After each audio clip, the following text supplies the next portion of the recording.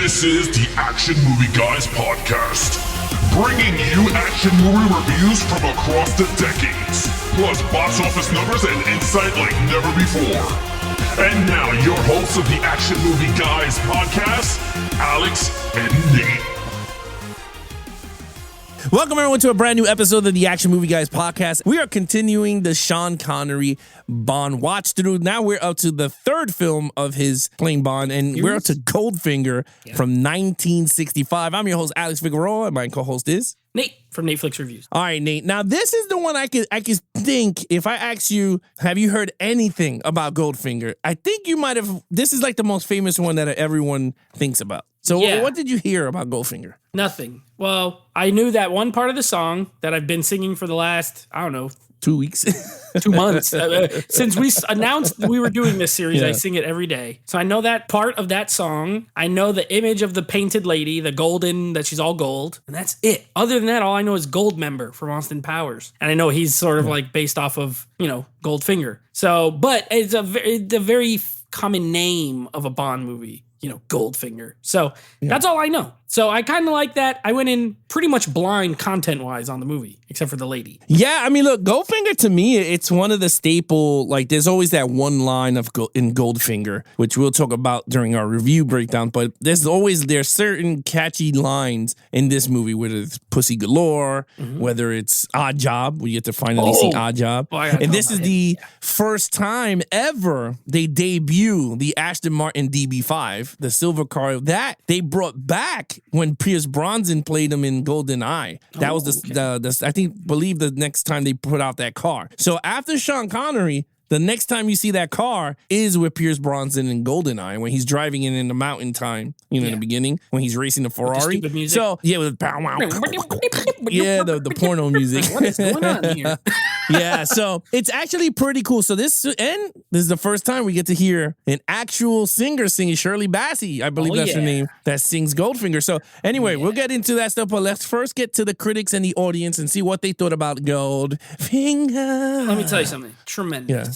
These get higher and higher. Every single movie we do of this franchise, this one has a 99% critic score. Ooh. Who is the person that gave it a negative review? That's what I wanted. Who watched this and was like, nah, this movie stinks? I don't know. It was somebody, or maybe two people. It has an 89% audience score.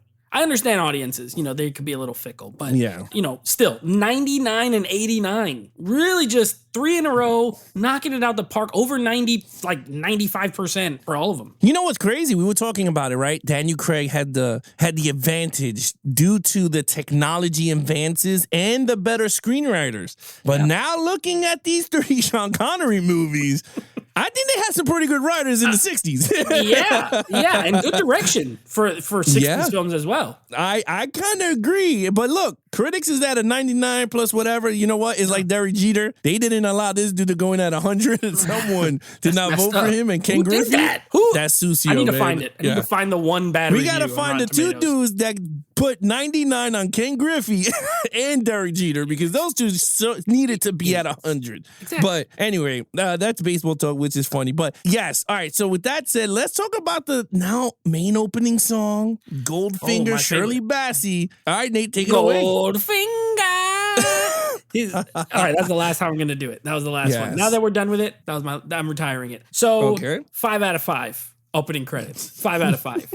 So this is the first one. This is the first Bond movie, now that we've seen all the other ones, that has the combination of all of the rest of the Bond movies. Cold open scene. Yeah. That has nothing to do with the movie, really. Just action scene where that guy gets electrocuted and James Bond lets that girl get chopped in the back of the head with that thing. Loved it. Oh, I loved it. It was hilarious. Yeah. He's like, bop. She got bop. I loved it. Then you got Cold Open, which then goes into the opening credits, which is the first time it has an actual song with lyrics. It's not just instrumental. And you get a great song. This song is great. Besides that one part that I keep singing, it's a really good, catchy song. And, it plays throughout the movie, just the musical part of it. And it's great. So you got a great song. Then the credits are great. Like, you got the women. They're all gold. and it's like projecting scenes from the other movies onto them, like James Bond driving or fighting or, stuff like that. Great. So you get the girls, you get the song, you get the cold open, and you know what you get from me? A 5 out of 5. This was the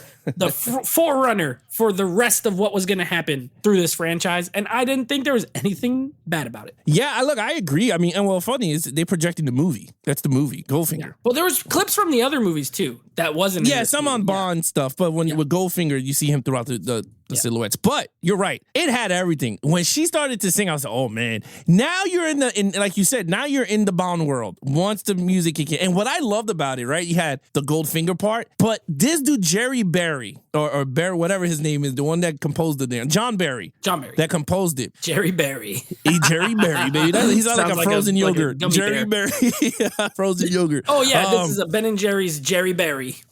Jerry Barry. Yeah. So the thing about him that I loved is how he fused that style of music with the Bond theme. Because you hear it right, it's like Goldfinger, and then went and then went right back to the and I loved it. I was like, yo, this is pretty good. It gets you into the actual film. I loved it. I thought it was great. I agree. I gave it a 5. I think the silhouettes of the females, the movie projecting on them, the music score is phenomenal. I mean, it's very memorable, the singing and everything. The cold open, I mean, we could talk about it with the Sean Connery, but I got to bring this up. I had to, because when I was watching this, I was like, I hope Nate, because Nate is an action guy. Yeah. And I hope he remembers what other movie that came out in the 90s that did the opening of this movie. And I know he's not going to remember. I couldn't remember it. I know wasn't you sure. don't. Yeah. Well, it's a little movie from James Cameron called True Lies. It's the same opening as Arnold coming in with the duck. Oh, you're right. It's the same opening. It's the same GoldenEye opening. He has the white suit with the red rose when he takes off the swimsuit. It's the same exact opening. Yeah, you're right. It is. Yeah, it's the same thing. I didn't think about it. Yeah, I didn't put two and two together. I just kept thinking of when you asked me, I just kept thinking of other Bond movies, and I was like, I don't remember. Yeah, I was like,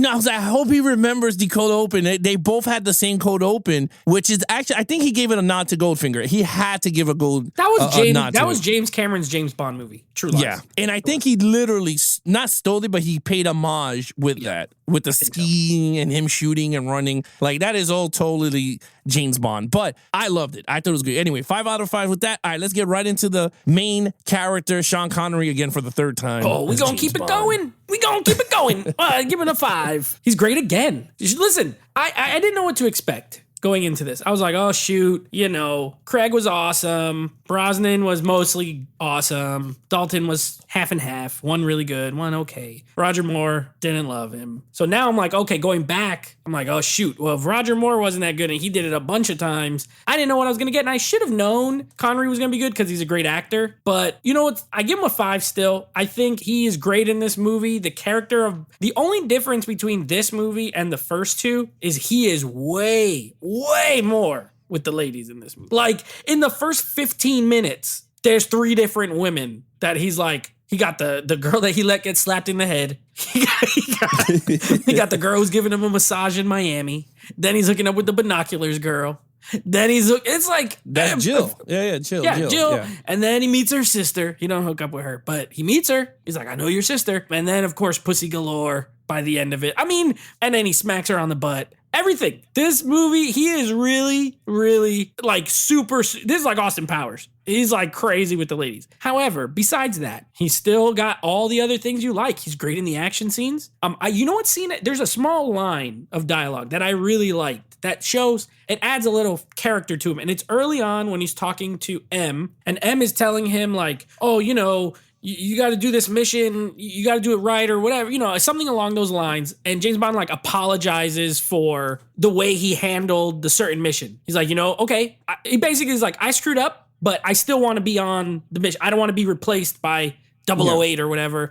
And I was like, even that little bit of this character who's always so confident and always is just like, he's pretty much a superhero. He even has that little moment of like, okay, I screwed up. Fine. I apologize. Don't take me off. And that adds a little flavor. And I liked it. Other than that, this is a Bond movie. He does all the Bond stuff, and he's great. 5. Yeah, I think this is when the girl was dust in gold. Yes. Like because he let her get in close to him. I agree. I gave him Sean Connery 5 too. I liked him in this one. I mean, so far his Bond didn't go backwards. it just stays flatline. Like they knew what they were writing and they just continue going with it. They were like, we know what we have. Is he pushy at times? Yeah. I mean, especially when he threw pussy galore in the hay and he forced himself on her. And all of a sudden they started making out. I was just like, look, it is what it is. 60s at this time. So different time. You can't have it now. But I agree. He was worked. And this one had every element of Bond. You had the gadgets. Now, this one, the Q branch now is full-fledged in this one, man. They gave you a lot of the gadgets. They introduced the cars. They gave 007 the tracker. They gave him even the Gatling gun in the beginning that looked mad fake when he shot it. And then it shoots out from like his hip. That was hilarious. Yeah, and again, we could laugh at it now, but I bet at the time we're not gonna notice it. We were like, wow, that was actually pretty cool. Right. Now, I mean, you can see all the stop motion and all that stuff, but I thought it worked very well. Sean Connery is a hell of a Bond. Rewatching it, I think it's a toss-up between him, Pierce Brosnan, and Daniel Craig. I think those are the big three. To me, those are the big three of the Bonds. You could choose which way you want to go with those three because each of them had their generational styles to them. So it's okay. I mean, I'm always going to go with my Pierce Brosnan, where Nate is going to go with his Daniel Craig. Again, I like them all. Those three are the three best by far. And it's funny, right? It's like Pierce Brosnan has the swag and the charm and looks really handsome. Sean Connery just straight charm and he is just awesome. And then Daniel Craig is just a brute. I'm gonna beat your ass. Yeah, he's a pit bull. Given time. Yeah, he's like the brute. Now, if you put them all together, you just get that ultimate Bond. Yeah, he's kind of weird looking. Daniel Craig's a little weird looking. He's not as studly as these other guys. No, but anyway, other than that, look, Sean Connery, amazing. 5. Now, main villain. We got, oh my God. Now, I know we have Odd Job, and you go, oh my God, is it Odd Job? We're going to talk about Odd Job. We could. We could. But no, it's my man, Goldfinger, played by Grant Forby. Oh, right? Goldfinger! I know I said I retired it, but I had to do it one more time. Well, what do you think of the man with the spider's touch? The man with the spider's touch. Yeah. Look, this is the first great Bond villain, in my opinion. Because if you're talking about, not the first one we've reviewed, because we reviewed them out of order, but as far as 3 movies into we're now 3 movies into the actual franchise, he is the first great villain. I thought he was great, a 5 out of 5, a perfect Bond villain. And, we got to categorize these things because categories, they exist, right? Everything can't always be, it's not always the same playing field. Like, these movies are not the same as other kind of action movies or comic book action movies or, whatever. And within the world of Bond, I think he is a perfect Bond villain. And the reason why he's best out of the 3 so far is he's in the movie a lot. Unlike the first 2, where they're not even in it. This guy's in it from the very beginning. In Miami, playing cards. He's just like a chubby guy who looks kind of regular, but he's rich. They were trying to figure out how he's smuggling the gold. He's into gold, which is hilarious because his name is Goldfinger and he happens to love gold. He has a golden gun, which is awesome. I love gold. That's all I could think of when I was thinking of it. I love gold. He had a golden gun, which was awesome. He would kill. He just killed people. He killed that girl. He's like, oh, you betrayed me in my card cheating? Dead. The way she died was hilarious, though. By the way, he painted her too much, so she had skin suffocation. I don't even think that's real, but whatever. It is. It is. If you paint your whole body, you just die? Yeah, because of the chemical. The way, so if you look it up, it's actually a real thing. And then Bond said the line about it. But I don't think skin suffocation's real. Maybe there is a chemical reaction that can happen, but he said if you leave a little patch on her back, she wouldn't have died. I don't think that's real, but that's okay. I don't know, but I know of it. And I think that's pretty accurate from the Mythbusters. Oh, okay. The Mythbusters did it? Well, I got to check it out. Anyway, the point is hilarious. Hilarious way to kill somebody. Just paint them gold and then they die. So he's killing people. He's shooting people. He kills people himself. He does have henchmen, but he be busting some caps as well. So I like that. He's got a great plan. What is it called? The Grand Slam or something like that? Project Grand Slam. Project Grand Slam, yeah. Great name. Gonna go into Fort Knox, blow it up, and make all the gold radioactive for 58 years. It is so specific. It is so James Bond. And let me just add, Odd Job, amazing. The first great henchman. So in this movie, you get your first great villain and your first great henchman. I only knew Odd Job from the GoldenEye N64 game because we weren't allowed to pick him. When me and my friends would play, he was because he was short and he was hard to kill. He was mad good. Yeah. You can never pick Oddjob was cheating. That's how I know Oddjob. And now seeing him in the movie, the dude is cheating, bro. Bond hits him, busts pipes on him. He just laughs. he crushes the golf ball. Hilarious. He has a hat that could decapitate people. Amazing. I love them both. I will give them both a 5. The villain game in this one, strong. I agree with you. You know, it's funny, right? Like, we got the newer movies, and I can't see what, besides Javier Bardem in terms of the Daniel Craig movies, he was the best one out of all 5 of them. Yeah. But they never had that type of Goldfinger type of character. I think Goldfinger is a staple to me now, like, in terms of Bond villain. Like, is it someone diabolical this way? And you're right. He didn't fight Bond, but his mastermind was everywhere. This dude Bond is such a nut that he goes to the main villains and play golf with them. Yeah, that was a great scene. Yeah. Like, he knew, like, they all know him. So it's like, it's actually pretty cool. But you're right. He's everywhere. He's playing thousands of dollars of gin rummy and cheating his way through. He cheats at every game he plays. Yeah, he cheats. Yeah. He's a super bad guy. Yeah, he pays pussy galore to be with him. Yep. So he has a hot chick around. So, like, you're right. Like, he's very diabolical, but you know what's funny? I'd rather have this type of villain than the guy from Black Widow, right? Like, if you look at it, like, he's very diabolical. But my favorite scene with him is when he has Bond tied up and the laser's going through. Oh, yeah, right? The laser. Yeah, and then they had the famous line. And that's what I was saying. Like, one of the famous lines from it is from Goldfinger. When he tells the guy, he goes, "Do you expect me to talk?" And he goes, "No, Mr. Bond, I expect you to die." Oh, like, yeah. Great line. Yeah, it's one of those lines. And I was just like, yeah, that is such a badass movie. Like, he was just there waiting, like, talking to amongst other people while the laser's about to chop this dude up. And yeah, he was very good. I agree. That is a 5 out of 5 performance. He is so good. And I liked when he put on the general suit and he shot the dudes at the end. He was like, he's part of it. He shot the Chinese guy. Then the other guys come in and then he takes the machine gun and shoot the Americans. I thought that was pretty cool. But the only thing I would say is the way he died kind of sucked.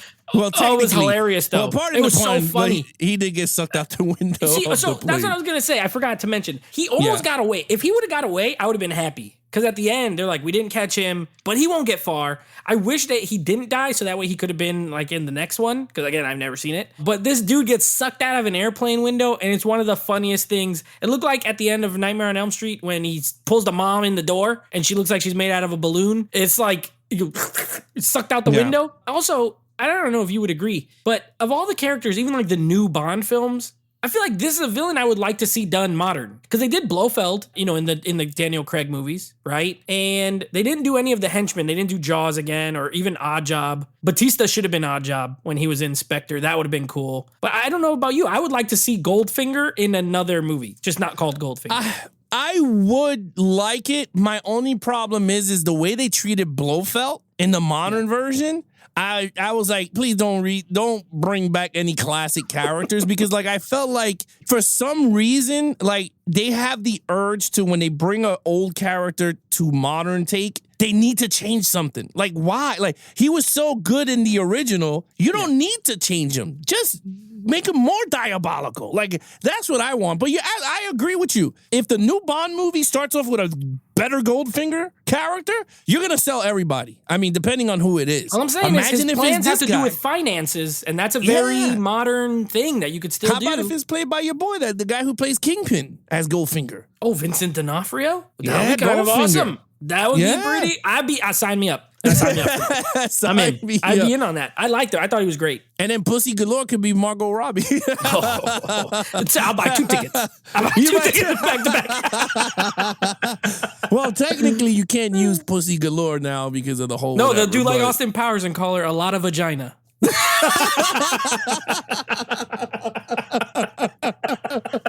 A lot of vagina.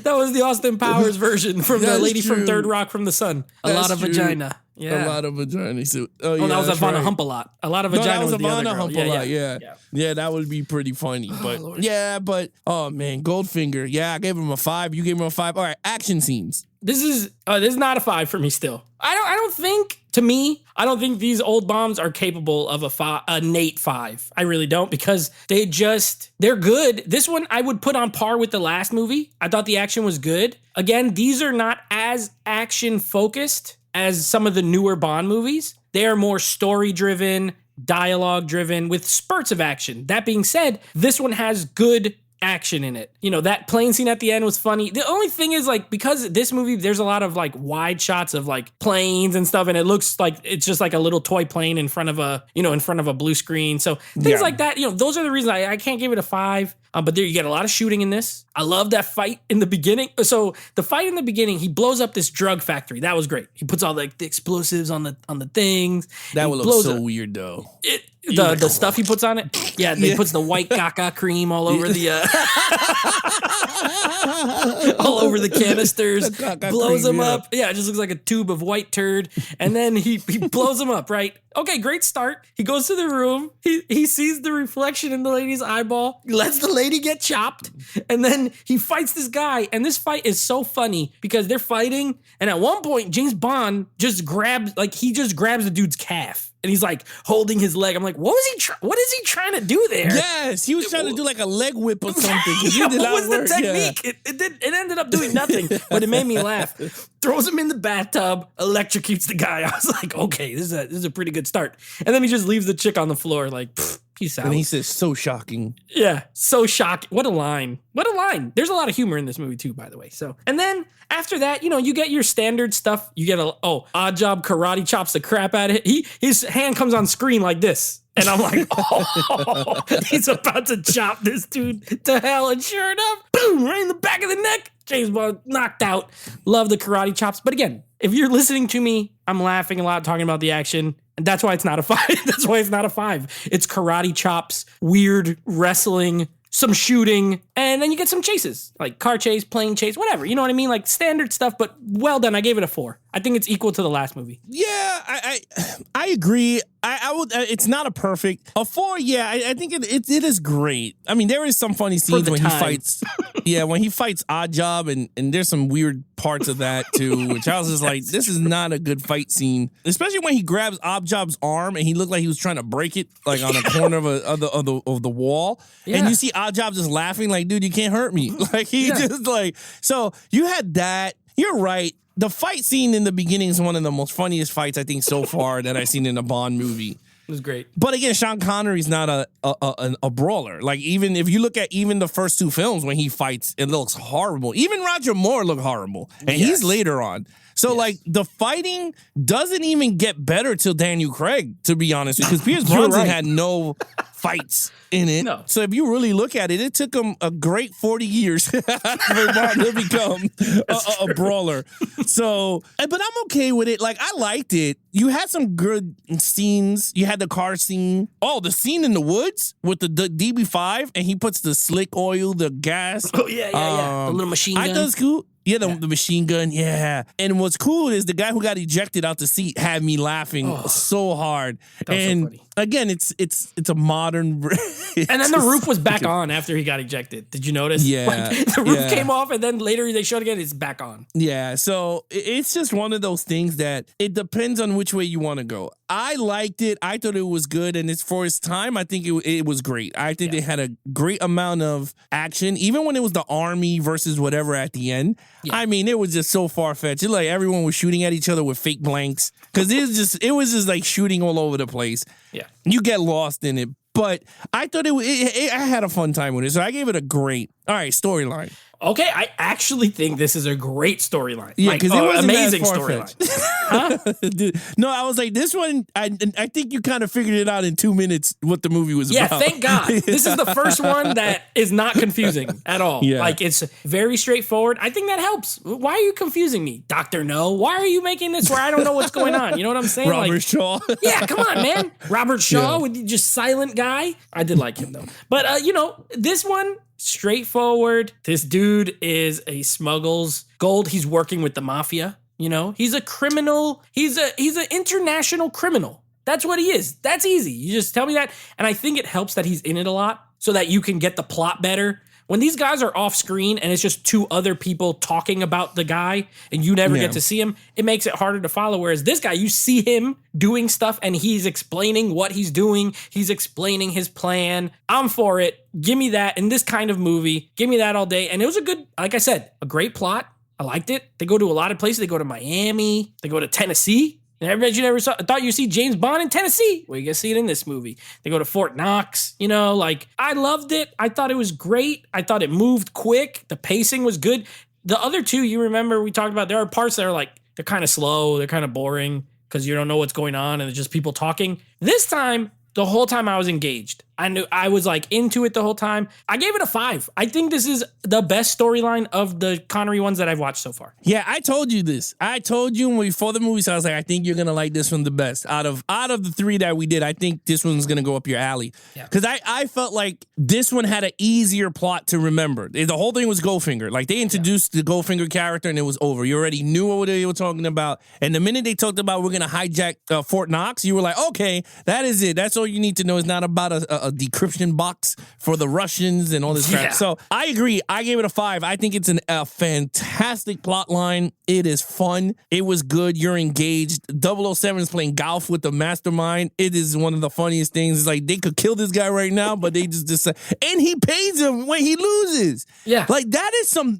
badass, dude. He's like, okay, you want me to make this check out to cash, don't you? He's like, yes. He would say thank you. So, like, to me, it's actually really cool. Now, I wanted to tell you, there's a character played by Martin Benson. His name is Solo. Remember the guy where he goes, I want my money, the $1 million, and he goes, you know what, guys? You guys talk amongst yourself when I take this guy to the back. Yes. That is the assassin from The Man with the Golden Gun in the beginning. Remember when he goes into the island? And the midget goes, go away this way, mister. Yeah. Okay. Remember him? And then he shoots Al Capone's wax, and he goes, ow. Yeah. What did I do? Ow, my bad. Oh, it's the same actor. That's Martin Benson. That's the same dude. Yeah, that's the same. So I was like, oh my God. I was like, he was in Man with the Golden Gun years later. So I was like, that's actually pretty cool. But other than that, I think that everything was actually flowed very well. It's not a Bond movie that drags or gets boring. Maybe some people might think it's boring because there's not as much action there. But I think the storyline is well enough, and it gives you a good roller coaster of a ride with Bond. I think Sean Connery does a great job leading the characters and through with each other. So, and I think what helps with the storyline is that each actor did a great job with each other. Like, they all had chemistry, whether it's Pussy Galore and like the scene where Pussy Galore is laying on the couch and he's touching her and he's like, what are you going to do with your money? And she's just like, get away from me. Like, she's drinking like that scene. Like, it's funny. It's like it's a dumb scene, but it's actually pretty cool. Like, she's like creeped out. She's just like, whatever. You're gross, and then man. Don't touch me. Yeah. And then he's like, and then he puts her out. He goes, oh, sir, there's guys with binoculars looking. He goes, oh, it's a good thing we did not kill 007. How about we just get him? And she tells Pussy Galore to put something more nice and take Bond around, and that's when he forced himself in the barn. But like, I like that. Like, it doesn't, like, it just showed you like how the characters were all, it just worked very well. Like, she wasn't there for the mastermind thing. She just there to get paid, and that's it. I'm out. But she was just like, get away from me, you creepo. So I like that. Also, I think it was hilarious that like her main thing is like she's an airplane pilot. Yeah, but she's like a stunt driver though. Yeah, they were the all flying doing pussies or whatever they're called. Whatever her group is called. Yeah, the Flying Galores. I don't know.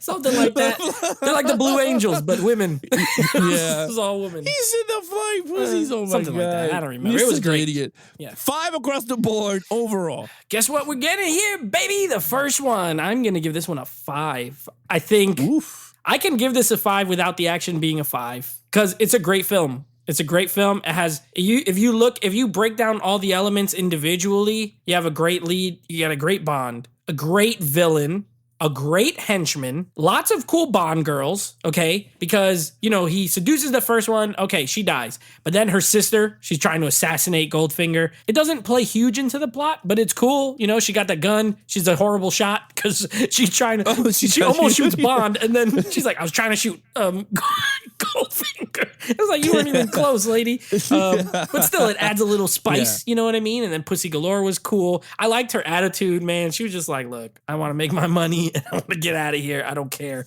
I love that. So you got great characters, right? You get M, you get Q. Yeah, Q was funny. When he was still he was old, but he was younger than he was later on. You get the whole Q scene where they're going over all the, they had the bulletproof vest and then the smoke thing and all the gadgets. That was great. You get his little Moneypenny interaction. Like, what did this movie not have? If you have a Bond checklist, I think it checks literally every single box. Great opening, cold opening, song, characters, fun action, good story, great villain. I got nothing. It's a 5. I agree. I it's funny, like, because I was tossed between a 4 and a 5, but then I started to think more, like, was there anything missing that this movie needed? And I didn't think so. The score was fantastic. Dude, the score from beginning to end is one of the best scores. I think Goldfinger so far, besides Russia with Love, has to be one of the best soundtracks in the Bond franchise. Because you were really engaged in the movie. And you're right, even with M,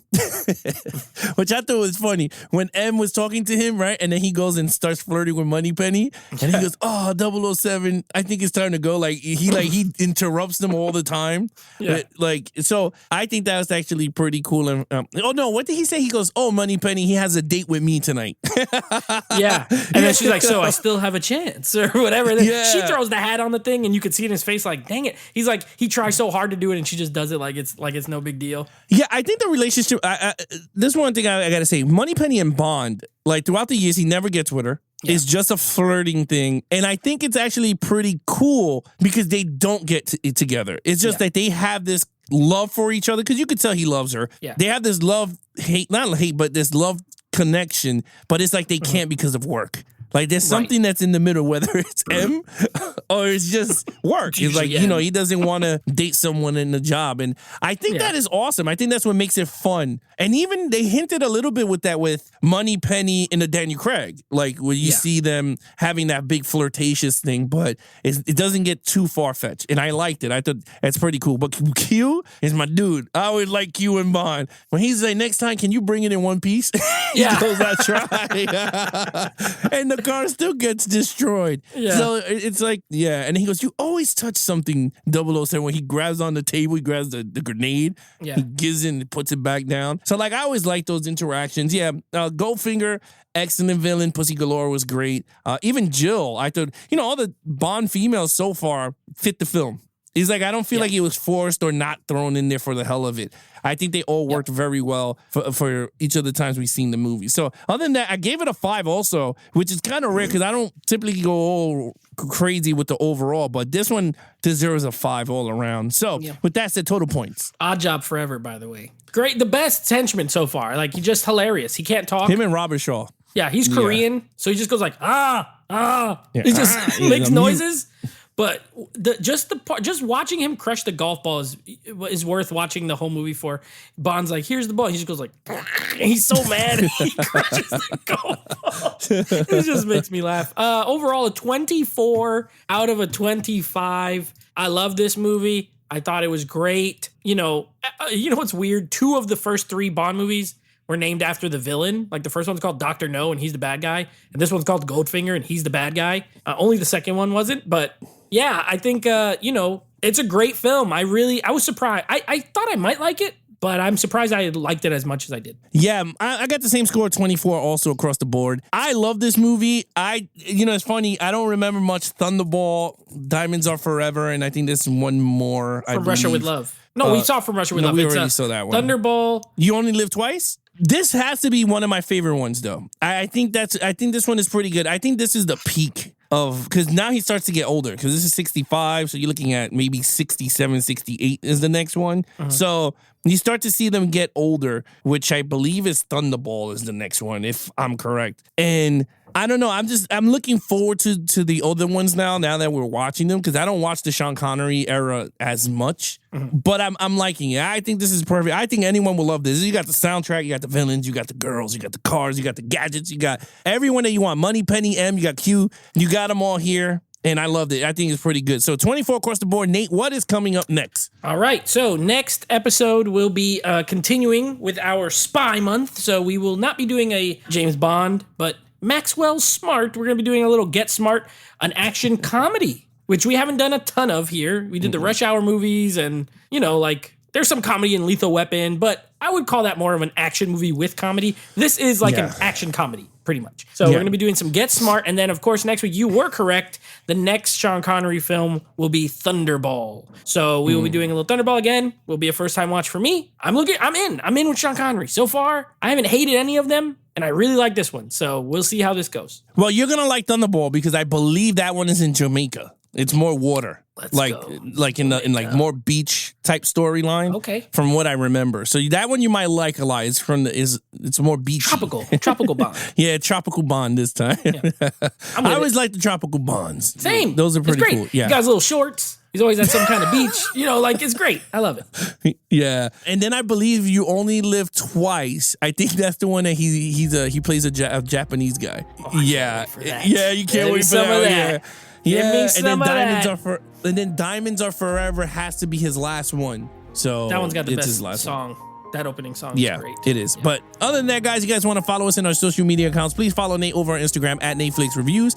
Check out the podcast with him and his friends called Netflix Movie Reviews. Anything action movie, guys, head over to youtube.com/geeksandflakes for the video version of the podcast, or head over to Instagram at Action Movie Guys Podcast. Other than that, I'm your host, Alex Figueroa. My co-host is Nate from Netflix Reviews. Be awesome to each other and geek out.